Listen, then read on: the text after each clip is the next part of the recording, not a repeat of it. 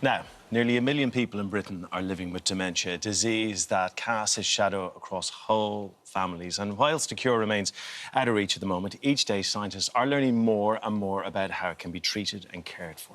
Yes, so this week, the first drug proven to slow down the pace of cognitive deterioration was actually approved for use in the UK. That's huge news. However, it won't be available on the NHS. Yeah, and when news like this comes out, and Shan, you know this situation, I know your dad is suffering with dementia at the moment, you're just so hopeful. Is this it? Is this the moment? Of course you are. And that's happening right across the country at the moment. Dr. Catherine Mummery is one of the country's leading dementia specialists and joins us now. Good morning. We see the headline, we see hope. Yeah, and I think it's such a bittersweet moment right now, isn't it? We have made incredible advances over the past 20 years. We finally have the first drug approved, shown to change cognitive decline in people with Alzheimer's disease. And that hope is ever more acute when you then can't give the drug yet. Now, I would emphasise it's a yet. So the NICE guidelines at the moment are that they haven't got the evidence at this point in time to say it's cost-effective. They do say it's meaningful, the change that it makes, so they're not saying it doesn't work. They're just saying that is it value for money in a resource-limited NHS?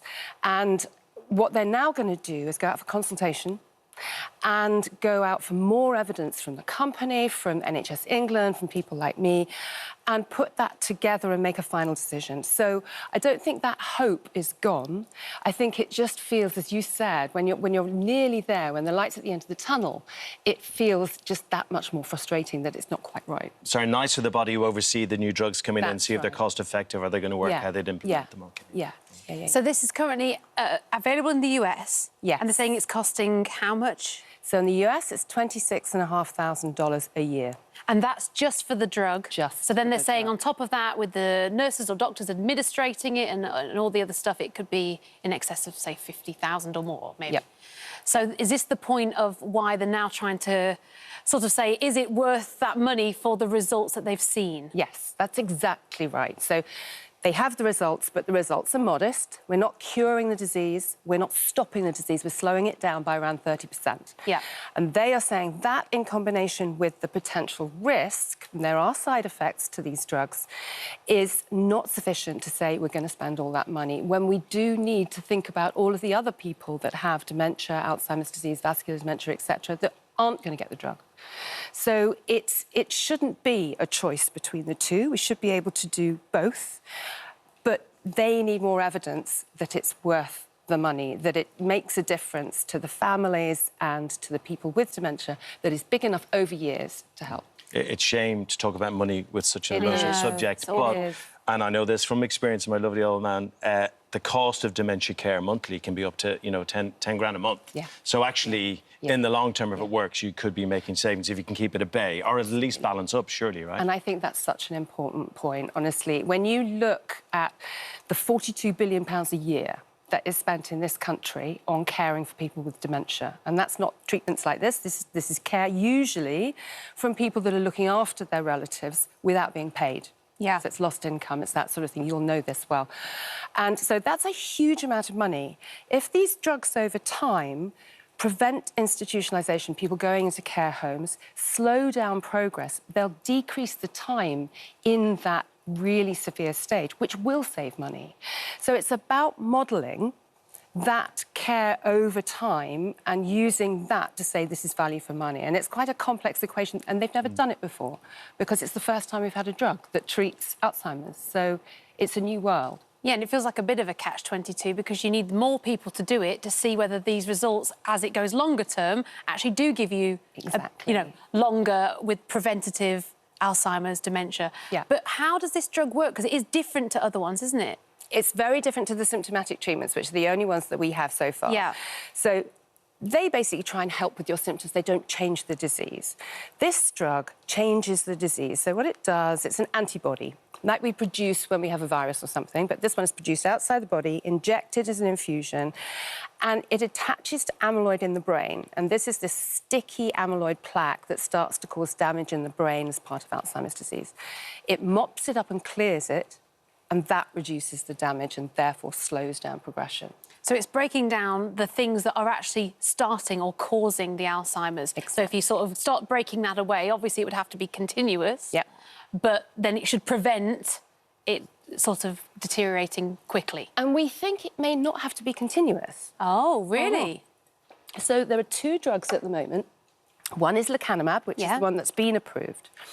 There is a second drug that's under consideration by the same authorities in the UK, again approved in the US, that's donanemab.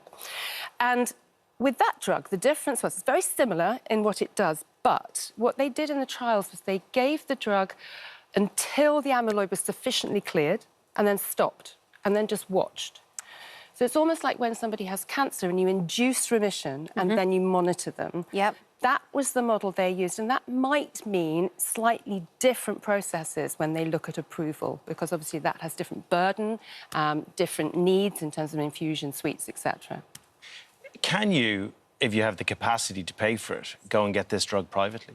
Right now, in the UK, no. What is really important is when we start with these new drugs, regardless of whether it's private or NHS, we have to be safe with them. And so there is a controlled access process that's set up by the company with an independent body, and every patient that gets the drug will be registered, and they'll need certain information to guarantee it's OK for that drug to be given to that person. So that is being set up and will be set up in the next couple of months. Probably around October time, the drug may be available privately. And in the autumn, again, we're reconsidering, or NICE are reconsidering, all of the new information. So there's a lot of change that's going to happen around that time. On a really positive note, you know, I know there's a lot of work to be done here, but we're talking about it, and there are little breaks. Yeah. Breaks are happening, and usually when this energy starts, something big happens. Do you feel in the near future we're going to have something really, really significant? I think this is already the most significant achievement we've had in 30+ years of clinical trials in Alzheimer's disease and research, because we've shown we can change the course of the disease. That's the foundation block. And I know we're having difficulties with approval, but that's what happened with MS when we had drugs with multiple sclerosis to start with. It's what's happened in lots of different diseases. It's hard at the beginning because they don't know it, and then we build on that. And not only does it get easier to approve, but we also start to have more and more drugs that we can have choice with in individuals. So I can tailor the drugs to that individual. So I think in the next 5 years, we're going to have a number of drugs that we can choose from that have significant benefit in individuals and really do slow disease. That's good news. Yeah, and you're working on specific ones right now yourself, aren't you? Yes, yes. Go on, tell us a little bit about that. Oh, it's such an exciting time at the moment because we spent a long time just looking at amyloid drugs, right? And that's important. That's a beginning. But Alzheimer's is complicated. There's lots of different things that are happening. And rather than just trying to mop up a protein that's already been depositing in the brain, why don't we try and prevent it happening in the first place? Why don't we switch off the production of that protein? So one of the things I focus on is gene silencing. Wow. Which sounds like sci-fi in Alzheimer's disease. You know, what are you doing? But basically, this is a drug that you give once every 6 months via a lumbar puncture. And you give the drug, and it switches off the protein production by the gene. It tells the message not to produce it.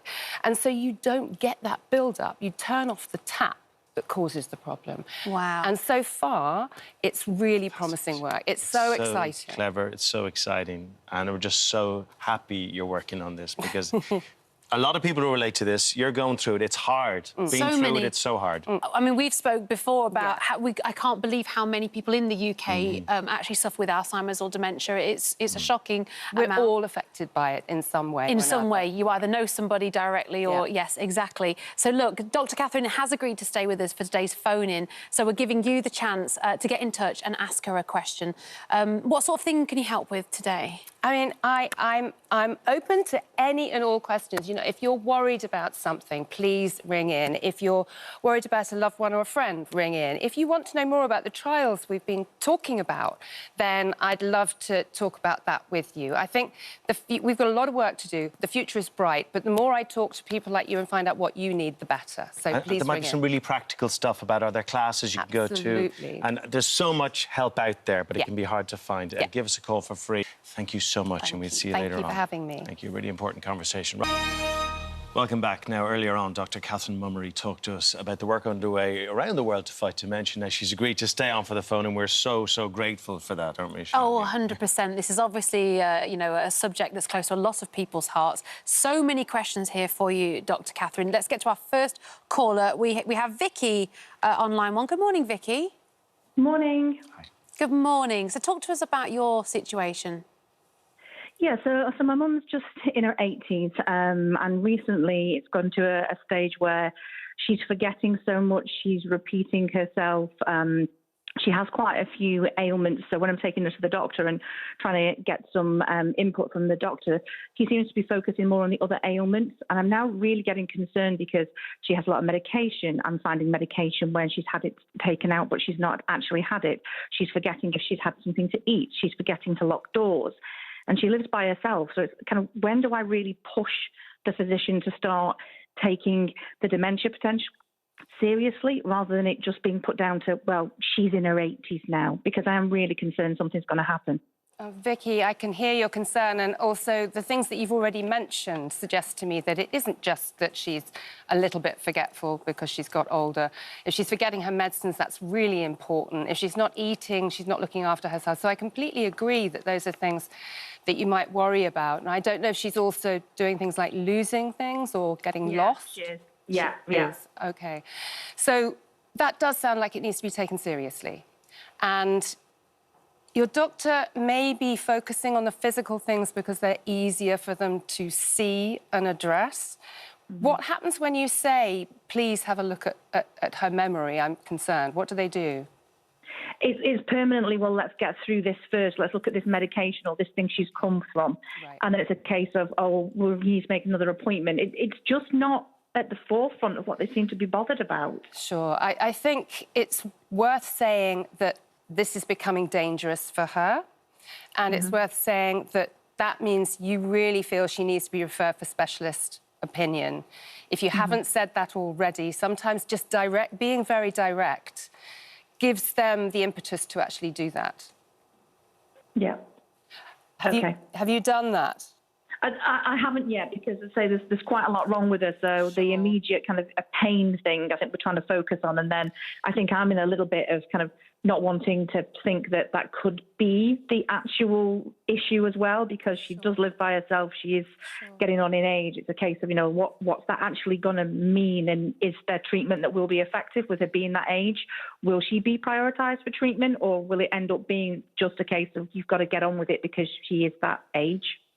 That's really important, and it shouldn't matter what age somebody is. But there are two things there. Firstly, if she's in pain, if she's got lots of other medical problems, if she's on lots of medication, those things can also cause memory problems, which need to be assessed and sorted out as a holistic treatment package. And that's what a specialist can do. In terms of what we can do, even if the new treatments are not right for her, and they may or may not be, there's plenty of other support that can be done, both for you and for her, and other symptomatic treatments that might help make her feel better. So I think there's a lot that could be done. And I think if you can push directly for that referral, that would be useful for you, hopefully, as well as her. Thanks, Vicky.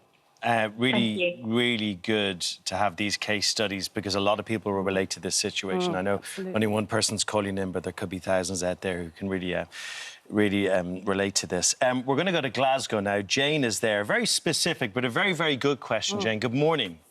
Good morning. How can we help? I'm a young 67-year-old, and I'm active. My dad had Parkinson's and Alzheimer's. My mum had vascular dementia. Is it hereditary? And should I be tested? Really good question. I know a lot of people think about this because there are so many people. I'm also the oldest in the family. OK. I think, firstly, Alzheimer's and other diseases as we get older are very common. So even if you have Alzheimer's in your family or Parkinson's in your family, it doesn't necessarily mean it's hereditary. Alzheimer's disease is less than 1% hereditary. And usually, in those cases, it's much younger. So the first thing to say is that your family does have some different forms of brain disease there. Because they're different, that's actually It's bad for them, but it's less worrying for you in terms of that being a genetic cause. How old were they? My mum was 81. I'm unsure of my dad's age because it was such a long time ago. OK, OK. So that's at an age where this is really quite common. The older you get, the more common Alzheimer's is. But I guess thinking about what you can do, because I don't think you need to be tested from what you've said. What you can do is the sorts of things that we can all do to increase brain resilience, to prevent the onset of these different forms of dementia. So physical exercise, getting out of breath 3 times a week. If you have a healthy diet, Mediterranean-style diet is great, especially with some olive oil. And the third thing is mental exercise. And that doesn't have to be brain games. That could be you cook a 3-course dinner, for example. That's just as difficult as doing Sudoku. So any of those things, if you do those things and look after yourself, that's going to really help prevent anything happening to you, regardless of risk. Oh, that's great to hear. That's Good. It's a bit of relief because I have been worried, you know, if I forget a name, I'm saying, is this me getting Alzheimer's? Oh, and the more you worry, the worse your memory gets, which makes everybody worry more. So don't worry, go and do your exercise, have a healthy diet, and make sure you cook some good cakes. Thank you. Thank you so much for that, Jane. I can really relate to this as well. My dad has dementia, Alzheimer's, as you know. Steve, you're struggling, just trying to cope with your mum who's suffering with dementia, is that right? Yeah, so my question is this, OK? My mum's got Parkinson's and early onset dementia. We lost our dad last April. And my question is, how do we, as carers, where do we get the support and advice on how to deal with somebody that is dealing with dementia? Because sometimes I lose my patience, I get upset. So my question is, how do we deal with that? Thank you. Such an important question, Steve, and it's different for every individual, but there's lots of information and support out there. And there's also lots that you can see that others have done. For example, Sian did a beautiful video about how she helped her dad and how that helped her. So I think there are various things that you can look at out there. The Alzheimer's Society have terrific information, and for carers as well as for individuals with dementia. And then if your mum has young onset, there are special groups that try and help with people that are younger and their carers, where the burden is very different because somebody is much younger than somebody who's the typical Alzheimer's or Parkinson's patient. So one you could look at, in addition to Alzheimer's Society, is the Rare Dementia Support Network. And they have carer-specific programmes and series that can help. And then there's another system that's used in a lot of local services called START. And what that is a carer support manual and a set of lessons that they take you through and then give you that manual to keep, which really help know what to do when somebody is losing their temper or you're getting frustrated and you don't know whether to leave the room or to say something. So there's a lot of information out there. I think start with the ones I've talked about, and then you'll find that there's more and more as you look. Thank you, Doctor. Thanks, I appreciate Dave. that. Welcome. Do you know, I remember my dad was going through this, sadly, not with us anymore, but he never really did art or anything, but my mum used to bring him to art classes and to choir. Yeah. And while he was off doing that with the other people who had dementia and Alzheimer's, she was with the other partners, the kids, and she found that a great source of, very practical information, but also going, it's not just me. Yeah. It was very, very helpful. I'm just wondering, Sian, because you're going through this now with your dad, that's over in Ireland. How does that work over here? Are you finding those resources right there, those places? There are, but sometimes they're not something that are suitable. Everyone's different, aren't they? Not every person wants to join a choir. Not everybody wants to do arts and crafts. My dad's very practical. He wouldn't have done any of that. It was finding something he was into, giving him a reason to fix something for me, get the screwdriver out. Something simple, though, that I would suggest to people in general that I really felt helped is that people with Alzheimer's dementia can wake up so confused. And if you are the one living with them, it can become tedious answering the same questions. Get a clock that says the date, month, year, time. So they wake up in the morning, put one in the bedroom, put one in the living room, so they're aware of their surroundings, what day it is, what year it is. That will stop this repeat conversation going around and give them a little bit of context. That's such a good idea. Routine in whatever form, and having something that reassures. So other people have a calendar with everything written down in the kitchen that they can go and check. Other people have a diary that they look at every morning to see what happened the day before, and it gives them that grounding of what has been happening. And I think if you can do that and reassure the individual with dementia, then the carers feel the pressure is slightly less severe. But that does mean, again, you need to find respite in whatever way it is. You need to have breaks as the carer to have your life as well. You do. Your own things going. My mum's still doing it bridge 4 times a week. Oh, fantastic. I'd say hello to her, but it's Wednesday. She's playing bridge this morning, definitely. But hello, Foxtrot Bridge Club. I want to read out Deborah's message here. And Deborah, we feel for you. This is tough. You're very young. Deborah's only 51. She's just been diagnosed with early onset dementia. I can't see my doctor until the 8th of September, and she's really anxious. What will happen during her first appointment after diagnosis? This is from Deborah. Deborah, I'm really sorry. How are you? Oh, she's it was not just on an the line. email. She's an email. Yeah. So I think what I would say is, firstly, Deborah just needs to talk and get some support in terms of how to manage that psychological stress and uncertainty. You need to talk through those things, and there should be a resource that you can get, whether it's the GP or local psychological services.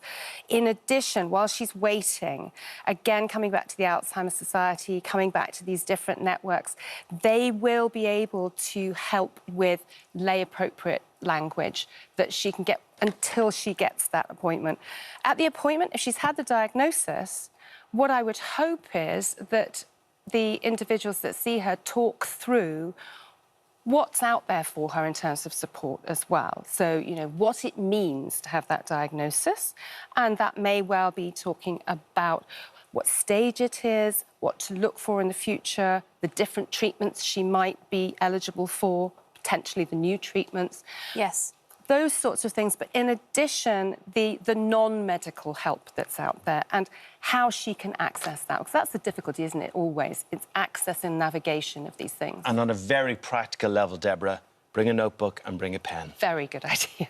Right, Yeah. everything down, because it can be overwhelming and you will You'll leave and everything. you'll forget everything that was said, and it is so true because it is overwhelming, and it's all new, scary information that you know, is a lot on Deborah's mind at that point, isn't it? And it's really important that you should get a copy of your letter, and it should be something that's meaningful to you and you understand it. And if you haven't got it, ask for it, because that's the black and white that you can go back to that is that discussion you had. Yeah, and you know, you said about, you know, there are drugs coming on the market and things are being tested. Can you choose to join these trials, especially with the early onset dementia and Alzheimer's? Thank you for reminding me, because I really wanted to make that point. So research is something that should be available to anybody that wants to take part from the moment that they walk into a clinic. Yep. And if you are interested in taking part in research, and obviously you want to understand what's wrong first, but if you want to take back some control and get some hope, then being in trials or research is a really positive way to do it. So if you look at Join Dementia Research, which is very simple to Google online, that is basically a dating site in one way for types of research that you might be interested in and putting you together with those things, a matching system. And there are other mechanisms as well, but I think that's the simplest one to start with. Ask at your appointment, I want to get involved in research, how do I do it? Such great advice. Thank you so much. And talk about it, because 100% guaranteed someone who lives around you, in your gym, in your school, in your workworkplace, is going through the same thing. Share info. Exactly. It's so great true. Advice. Thank you so much for that. Yeah, join the Facebook groups. There's always a community of people that will give you support, even strangers. It's lovely. So